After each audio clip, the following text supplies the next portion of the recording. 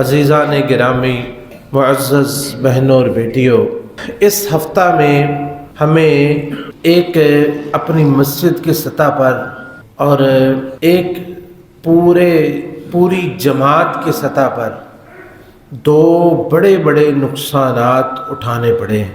ہماری مسجد کے کیشیئر، ہمارے دست راست، ہمارے شروع دن کے ساتھی حاجی ایوب صاحب رحمۃ اللہ علیہ، ان کی اتوار والے دن وفات ہو گئی۔ ہمارے بڑے ہی مخلص ساتھی تھے، شروع سے ہمارا ساتھ دینے والے، مسجد کے بڑے ہی خیر خواہ، اور اللہ تعالیٰ نے انہیں ایمانداری کی ایک خاص صفت سے نوازا ہوا تھا۔ اللہ رب العزت ان کی حسنات، ان کی نیکیوں کو قبول و منظور فرمائے، اور ان کے گناہوں سے، سیئات سے اللہ تعالیٰ درگزر فرمائے۔ دوسری عظیم شخصیت فضیلت الشیخ استاذ العلماء حافظ عبدالعزیز علوی رحمۃ اللہ علیہ، ان کی وفات۔ حافظ عبدالعزیز علوی رحمۃ اللہ علیہ، آپ لوگ اکثر ان کو جانتے ہیں کہ وہ بہت بڑے علمی خاندان سے تعلق رکھتے تھے۔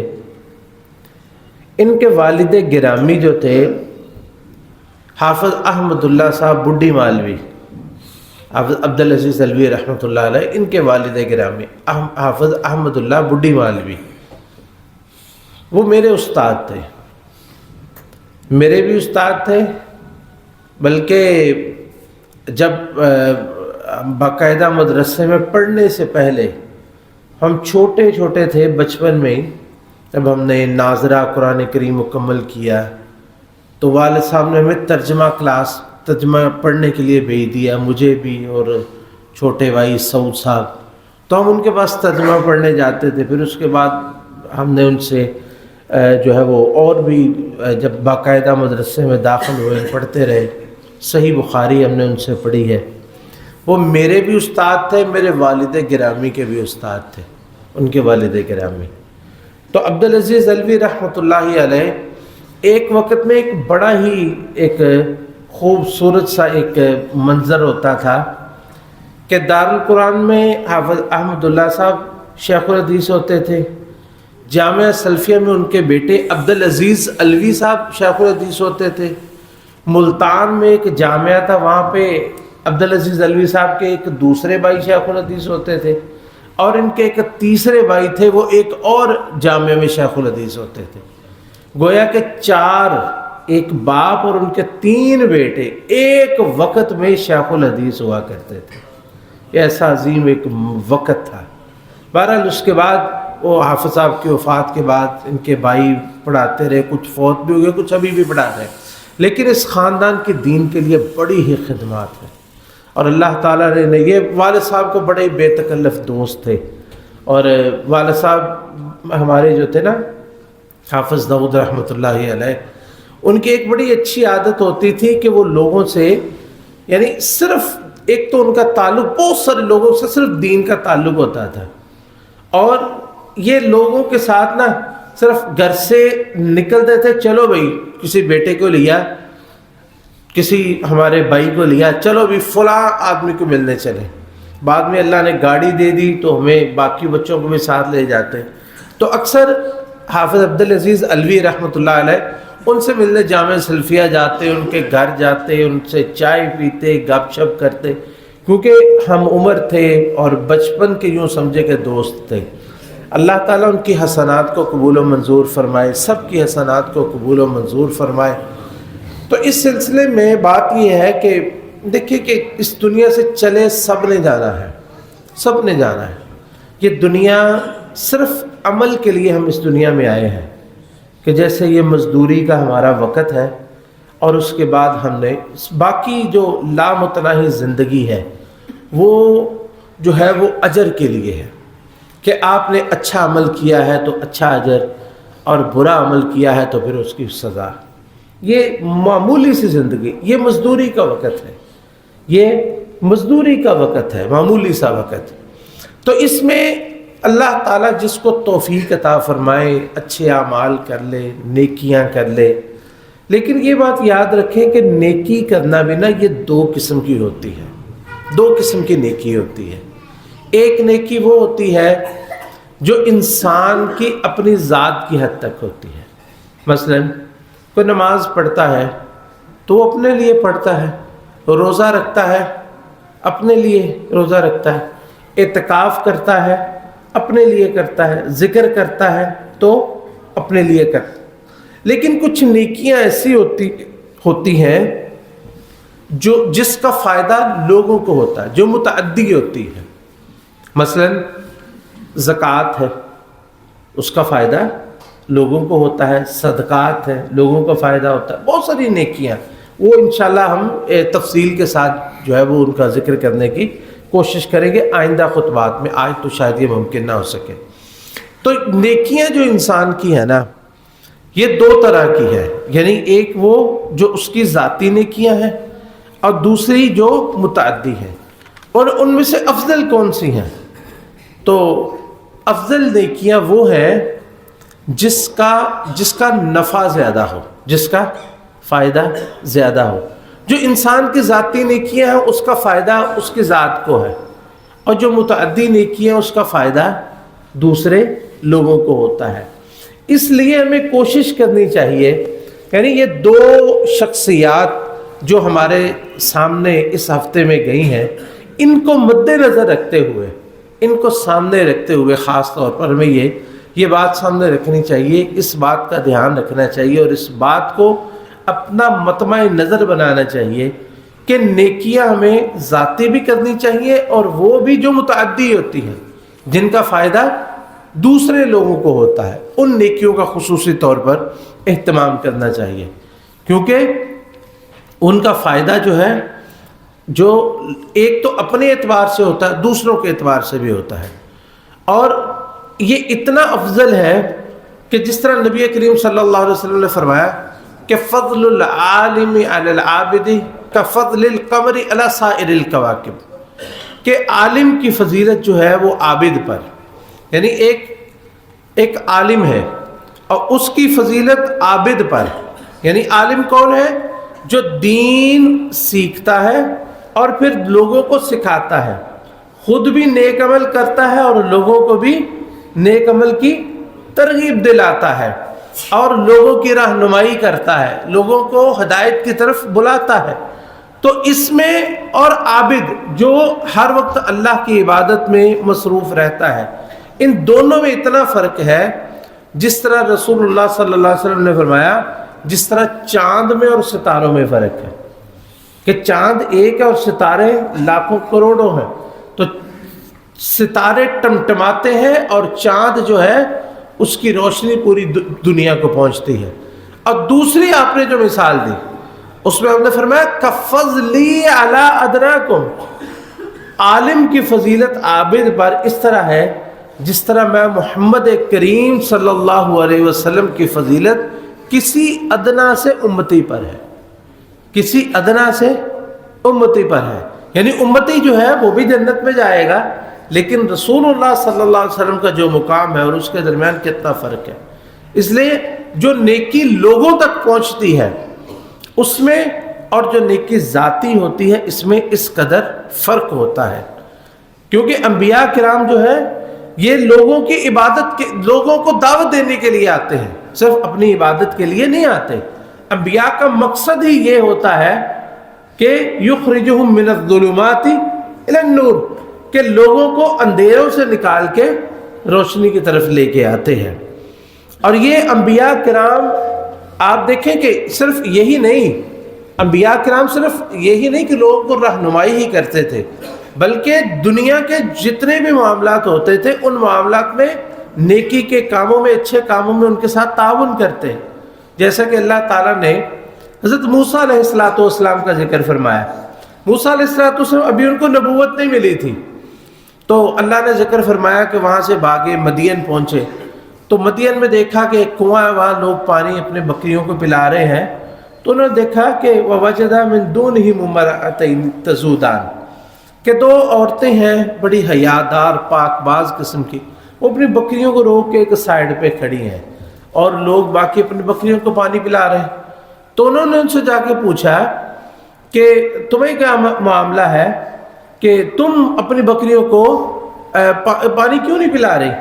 تو کہتی ہیں کہ لا نسقی حتی یصدر الرعاء وابونا شیخ کبیر، جب تک یہ مرد حضرات چلے نہیں نہ جاتے تو ہم مردوں کی بھیڑ میں نہیں جاتے، جب یہ چلے جاتے ہیں تو پھر ہم اپنی بکریوں کو پانی پلاتے ہیں.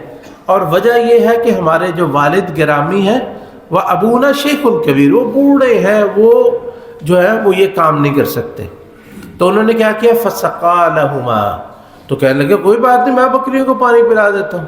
انہوں نے بکریوں کو پانی پلایا اور پھر اللہ سے دعائیں کرنے لگے. مطلب یہ ہے کہ انبیاء کرام جو تھے، جو انبیاء کرام صرف دین کی طرف نہیں بلاتے تھے بلکہ ایسے کام کرتے جس سے لوگوں کو فائدہ ہو.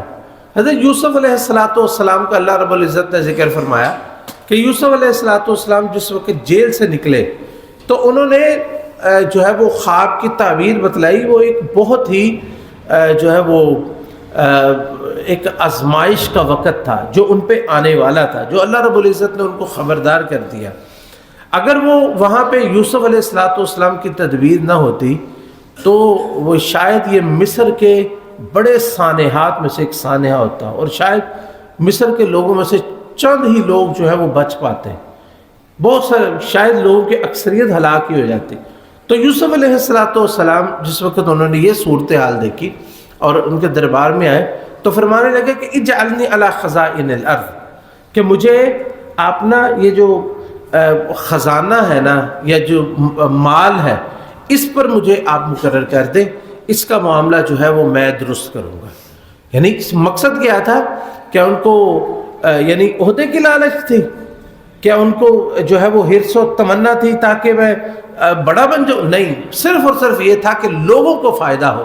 یہ آزمائش جو لوگوں پہ آنے والی ہے اس کے لیے میں کوئی نہ کوئی بندوبست کروں، کوئی نہ کوئی میں انتظام کروں.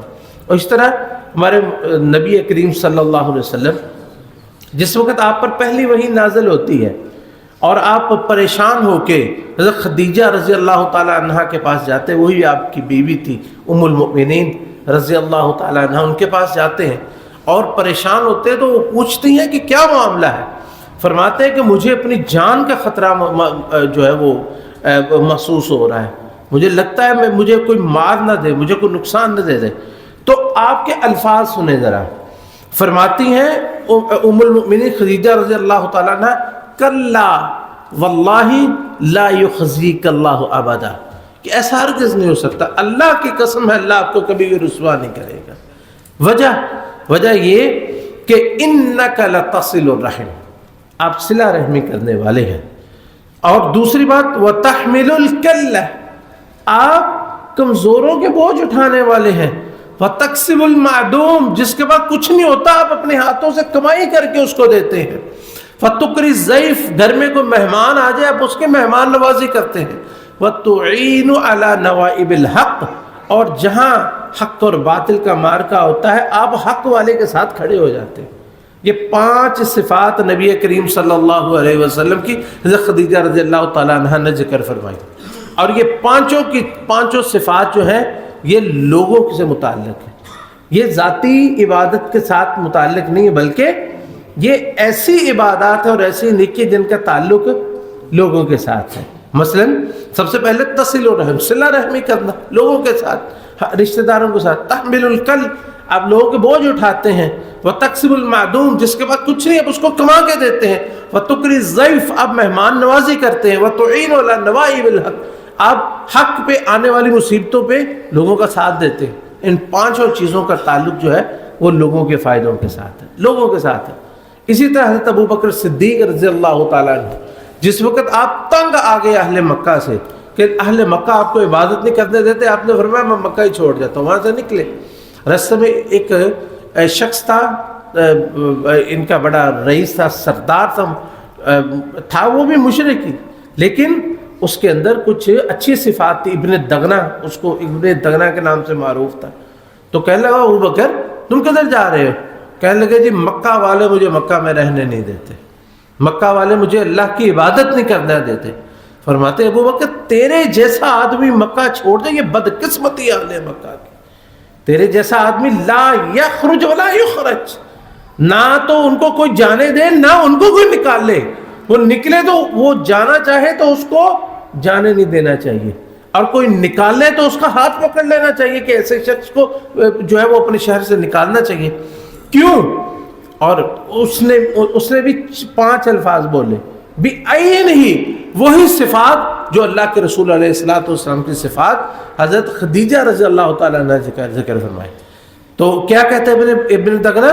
فَإِنَّكَ تَكْسِبُ الْمَعْدُومَ، کہ آپ لوگوں کے لیے کما کے دیتے ہیں لوگوں کو، وَتَصِلُ الرَّحِمَ وَتَحْمِلُ الْكَلَّ وَتُقْرِي الضَّيْفَ وَتُعِينُ عَلَى نَوَائِبِ الْحَقِّ، یہ 5 صفات جو ہیں یہ صحیح بخاری کے اندر ہے، دونوں روایات صحیح بخاری کے اندر ہے، یعنی جو نبی علیہ الصلوۃ والسلام کی حضرت خدیجہ رضی اللہ تعالی عنہ ام المؤمنین انہوں نے بیان کی، اور وہی 5 صفات جو ہے ایک مشرک ابن دغرہ نے حضرت ابوبکر کی بیان کی۔ اس میں حضرت ابوبکر کی کتنی فضیلت ہے کہ نبی علیہ الصلوۃ والسلام کی صفات سے مشابہ صفات جو ہے ان کے اندر پائی جاتی ہے۔ یہ 5 صفتیں، کہنے لگا میں تمہاری گارنٹی دیتا ہوں، آؤ مکہ میں آؤ، تمہیں کوئی کچھ نہیں کہے گا۔ تو یہ چیز جو ہے اسی طرح یعنی بہت ساری مثالیں صحابہ کرام کی جو ہے وہ انہوں نے بھی پھر نبی علیہ الصلوۃ والسلام کے منہج پہ چلتے ہوئے ایسے ہی کام کیے، اور صحابہ کرام کے بعد ہمارے جو اسلاف تھے، تابعین تھے، تبع الاتباع، وہ سارے اسی منہج پر تھے لوگوں کے کام کرنے کے لیے۔ جیسے کہ علی بن حسین ابن علی، یہ جو ہے وہ جو کربلا میں بیمار تھے، ان کو بیمار کربلا کہا جاتا ہے، ان کا نام تھا علی بن حسین، اور معروف تھے زین العابدین کے نام سے۔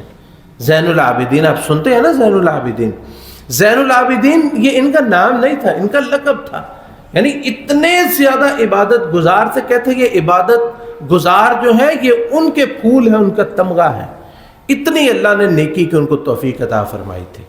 زین العابدین حضرت علی رضی اللہ تعالیٰ عنہ کے پوتے، اور حضرت حسین ابن علی رضی اللہ تعالیٰ عنہما ان کے بیٹے، حضرت حسین کے بیٹے، یہ کربلا میں جو بیمار ہونے کی وجہ سے، بچے ہونے کی وجہ سے بچ گئے تھے۔ تو یہ اتنی عبادت، یعنی زین العابدین کی عبادت میں اتنے اللہ تعالیٰ نے ان کو توفیق نصیب فرمائی تھی کہ لوگوں کے معروف تھا کہ یہ عبادت گزاروں کے تمغہ ہے، لیکن ان کی یہ عبادت صرف اپنی ذات کی حد تک نہیں ہوتی تھی، بلکہ ایسی عبادت کہ جس کا پتہ ہی نہیں چلتا تھا کسی کو۔ مثلا کیا ہوتا کہ آپ جس شہر میں رہتے تو اس شہر میں جو ہے وہ پتہ ہی نہیں ہوتا تھا کہ کچھ مسکین ہیں، ان کے گھروں میں رات کو کھانا پہنچ جاتا، روزانہ ان کے گھروں میں، ان کے برتنوں میں کوئی پانی بھر جاتا، کوئی ان کو ضرورت کے کپڑے دے جاتا، کبھی کوئی ان کو پیسے دے جاتا، یعنی کتنے گھر تھے روزانہ ان کے گھروں میں کھانا پہنچ رہا ہے، روزانہ ان کے برتنوں میں پانی بھرا ہوا ہوتا ہے، ان کے کپڑے ان کو ضرورت کے وقت پہنچے ہوتے ہیں، بیمار ہے تو ان کی دوائی پڑی ہوتی، اور کوئی پتہ نہیں تھا یہ کون کرتا ہے کام، کوئی پتہ نہیں تھا یار اتنے گھروں میں یہ پتہ نہیں کون کر جاتا ہے، کون دے جاتا ہے۔ پتہ کیسے چلا؟ جس دن زین العابدین حسین علی ابن حسین ابن علی رحمہ اللہ تعالیٰ عنہ رحمہ اللہ تعالیٰ ان کی وفات ہوتی ہے، سارے گھروں سے یہ سلسلہ بند ہو گیا۔ تو پتہ چلا کہ یہ وہ شخص تھے جو عبادت کے اندر ہی صرف مصروف نہیں تھے بلکہ لوگوں کی خدمت میں اتنا مصروف تھے، پوری زندگی انہوں نے کسی کو کانوں کان خبر بھی نہیں ہونے دی کہ یہ کام کون کر کے جاتا ہے۔ امام سفیان ثوری آپ سنتے ہیں، اکثر علم میں ان کا نام سنتے ہیں، سفیان ثوری اتنے بڑا نام علم میں، لیکن صرف وہ علم کی حد تک نہیں تھے، بلکہ ان کے گھر میں کوئی مانگنے والا آ جاتا نا تو ذکر کرتے ہیں کہ انشرح، ایک دم خوش ہو جاتے۔ تو پتہ کیا کہتے؟ مرحباً بمن جاء بغسل ذنوبی، اس شخص کو خوش آمدید جو میرے گناہ دھونے کے لیے آیا۔ کو مانگنے والا آ جاتا تو کہتا ہے کہ خوش آمدید جو میرے گناہ دھونے کے لیے آیا ہے۔